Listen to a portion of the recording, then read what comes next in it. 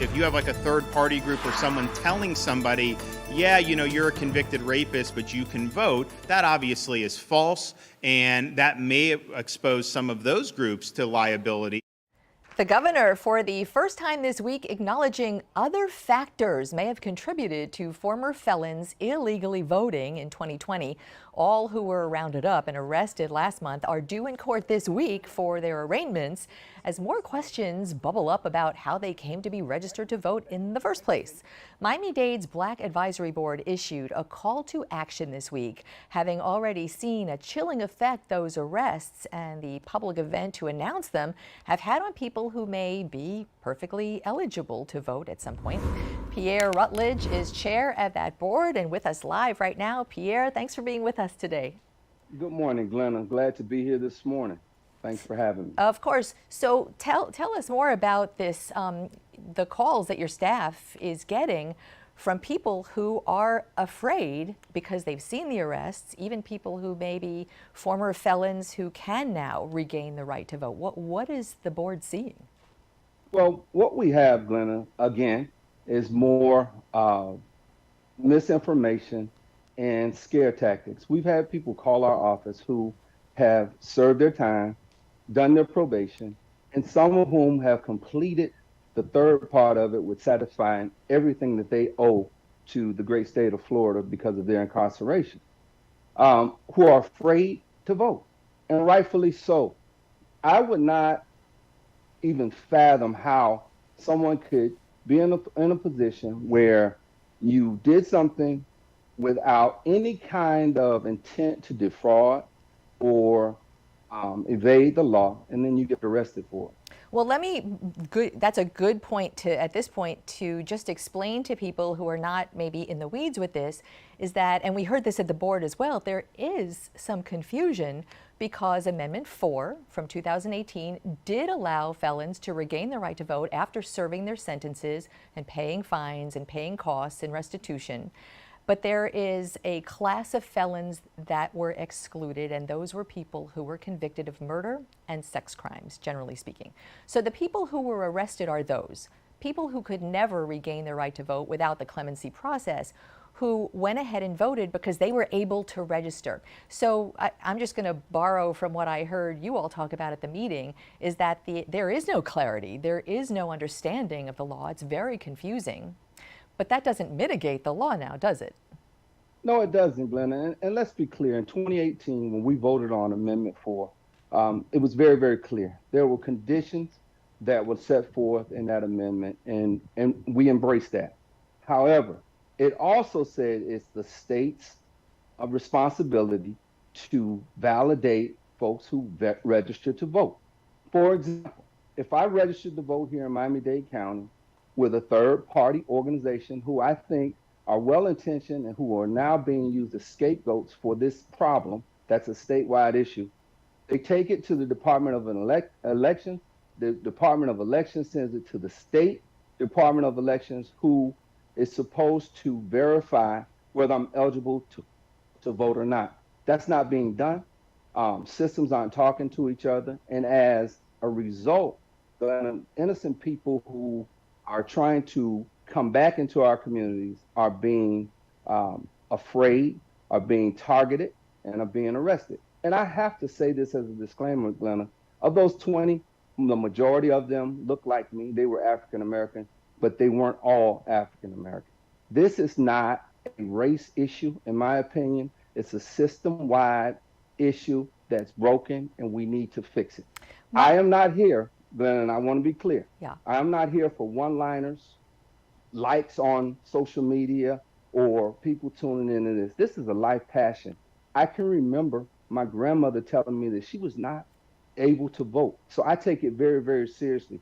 This is a mission, as far as I'm concerned, a life mission to make sure that people, not only who look like me, that for folks who don't look like me, and regardless of your orientation, your socioeconomic status, it's a matter of fairness. And I think that's what the crux of this whole situation is. Understood. And as we learn more details of how that happened, to your point, there were just giant cracks in the system that these men seem to have fallen through. As they are arraigned coming up at the end of this week, the statutes that they are charged under needs intent for it to be a crime, and if there is no evidence of intent, then it'll be interesting to watch what happens as the cases go forward. But let me pick up on something that you just said, that you had said that you don't consider this a racial issue, and yet at the Black Affairs Advisory Board, your past chair, Stephen Hunter Johnson, did have a one-liner that stuck out in my head, and we actually had it in the headlines to this program. He said, "This is Jim Crow dressed up as James Crow Esquire." It was a bit more than that, but that was his point. How do you hear that? What do you think that meant, and do you agree with that? Glenn, I hear it loud and clear, and our immediate past chair is able to have his opinion on it. But I'm looking for solutions. I'm not looking to sensationalize this issue. I think that people have died, people have suffered for the right to vote uninhibited and not be afraid to go to the polls. There's a clarion call, a call for action. Glenn, if you hear nothing else from me today, the urgency is now. It's not about sound bites.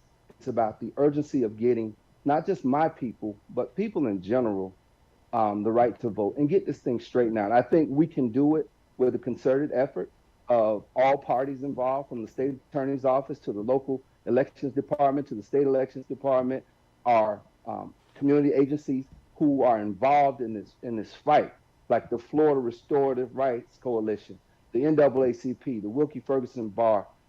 Everybody needs to have boots on the ground to make sure that this does not continue. And that call to action was Wednesday. We amplified that in our news report Wednesday evening. What's the detail? Have you had a response? Where do we go from here? The response, as you know, Glenn, when you left our meeting, you went to cover the governor, and the governor said that the onus is on the front line folks, those third-party registrars who go out and do community service to make sure that people are registered to vote, that they should tell folks that, hey, you can register to vote, even if you're a convicted felon, if you've met all the conditions of your release. You've served your time, you paid your probation, and you've also paid your restitution. Beyond that, I would caution anyone from trying to register to vote. I used to do it all the time with the organizations that I'm a member of, and not once, Glenn, that we were told in our training that we need to give this disclaimer. If you go to the 12-question voter registration form, question number 2 asks if you're a convicted felon, have you had your rights restored, and are you in the process of having them restored? I think that's the key. It's number 2 in the application. However, in the training, we were not taught to ask, hey, have you been convicted of a felony? Have you met all of the conditions to have your rights restored? Have you applied for clemency? Have you been convicted of an exclusionary crime? That would be key in this case, no? Well, we have to make it simple, Glenna. What's an exclusionary crime? Murder and sex crimes. Okay. As simple as the that. average person walking up who has served their time, number one, there's a lot of trepidation because they're re-entering the system. Sure. Okay. And unless you make it clear, that's the issue. Make it crystal clear to say, hey, if you've been convicted of murder, sex crimes, or crimes of a sexual nature, then go ahead and pass us and go on in the Publix, because we don't want to jeopardize your freedom. Right. So information is key is the headline and the soundbite here. And Pierre Rutledge, we will absolutely be following this, and we are at the service of any information that we can help you provide. Thank you, Glenna. Glad for having me. Of course.